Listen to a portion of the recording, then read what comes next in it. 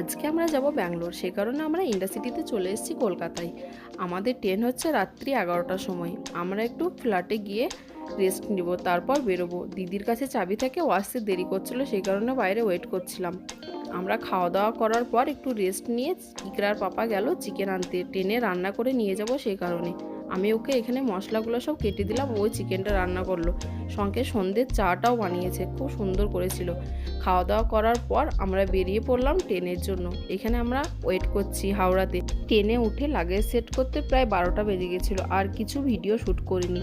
সকালে উঠে দেখো গরম গরম উপমা দিয়ে ব্রেকফাস্ট করছি, আর সঙ্গে তোমাদেরকে বাইরের ভিউটাও দেখে দিই, কত সুন্দর পাহাড়। তারপর দেখি আমরা বিশাখাপত্তনম চলে এসেছি। ওখানে অনেকক্ষণ ট্রেনটা দাঁড়াবে, সে কারণে একটু নামলাম। রিকরা একদম ভিতরে অনেকক্ষণ থেকে বোরিং হয়ে যাচ্ছিলো, ওকে একটু বাইরে নামিয়ে আসলাম। কি সুন্দর খেলা করতে করতে যাচ্ছে দেখো।